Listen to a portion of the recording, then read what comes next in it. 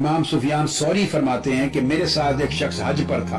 اب راوی امام سفیان ثوری رضی اللہ عنہ، میں نے اس کو دیکھا کہ وہ اپنے سفر کے دوران حتیٰ کہ طواف کے دوران اور مینا میں، عرفات میں، مزدلفہ میں جہاں بھی گئے، وہ قدم نہیں اٹھاتا تھا جب تک ہر قدم پہ درود پاک نہ پڑھ لے.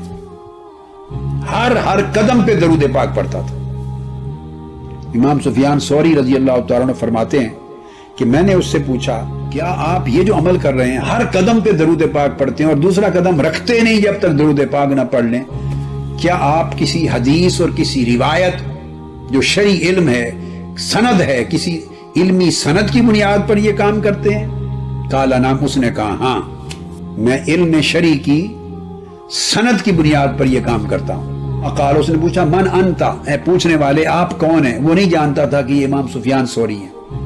اتفاق سے جیسے حج پر آپس میں ساتھی مل جاتے ہیں، ہم سفر ہو جاتے ہیں. آپ کون ہیں؟ قلت سفیان الثوری، میں نے کہا میں سفیان الثوری ہوں. قال العراقی، اس نے پوچھا سفیان ثوری جو عراق کے ہیں، یعنی جو امام ہے جلیل القدر؟ قلت نعم، میں نے کہا ہاں. اس کے بعد اس نے کہا کہ میں نے درود پاک ہر قدم پہ پڑھنے کا وظیفہ اس وجہ سے شروع کیا کہ اس نے کہا کہ میں 1 سال پہلے وقت میں اپنی والدہ کے ساتھ حج کرنے آیا تھا. میری والدہ نے مجھے کہا دوران طواف کہ بیٹے میری خواہش ہے کہ مجھے کعبۃ اللہ کے اندر داخل کرو، میں کعبۃ اللہ کے اندر جا کے عبادت کروں. دروازہ کھلا ہوگا، جو اس زمانے کھول دیتے تھے. یہ تو تابعین کے بعد اتباع التابعین اور سلف صالحین کا زمانہ ہے. تو میری والدہ نے خواہش کی، سو میں نے اپنی والدہ کو اٹھا کے کعبۃ اللہ کے دروازے سے گزار کے اندر داخل کیا.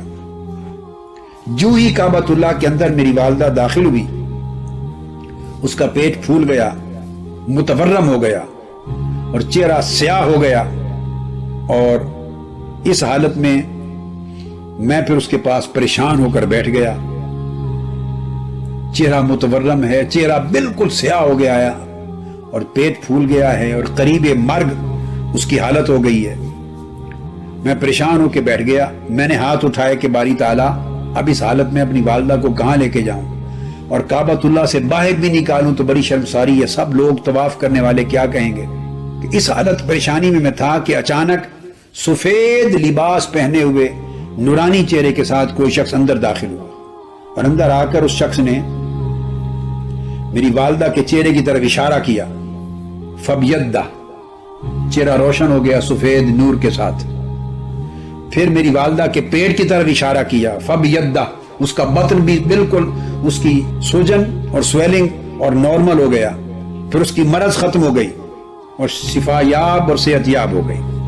جب وہ جانے لگے، وہ نورانی چہرے والے اس کو شفا یاب کر کے، اس کے چہرے کو منور روشن کر کے اور اس کی ورم دور کر کے جانے لگے، تو میں آگے دوڑا. میں نے عرض کیا من انت الذی فرجت عنی، اے میرے غم اور میرے اندوہ کو اور میری پریشانی کو اور میری مصیبت کو ختم کرنے والے آپ ہیں کون؟ بتائیں تو صحیح. انہوں نے جواب دیا قال انا نبیک محمد صلی اللہ تعالی علیہ وآلہ وسلم، میں تیرے نبی محمد مصطفیٰ صلی اللہ علیہ وآلہ وسلم.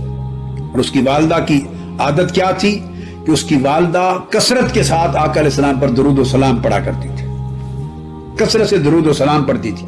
اس کے دیگر اعمال کی وجہ سے وہ گرفت میں آ گئی، مواخذہ ہو گیا، قریب اس کے کہ وہ مر جاتی یا اسی حال میں رہتی. تو آقا علیہ السلام نے کثرت سے درود پاک کا صلہ آ کے عطا فرمایا.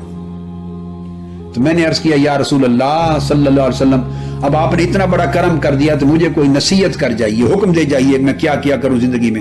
آپ نے فرمایا اے بندے، اے میرے امتی، ایک ہی نصیحت ہے کہ کوئی قدم نہ رکھنا نہ اٹھانا جب تک ہر قدم پہ مجھ پہ درود و سلام نہ پڑھ لے. اس دن سے میں ہر قدم پر آقا علیہ السلام پر درود و سلام پڑھتا ہوں.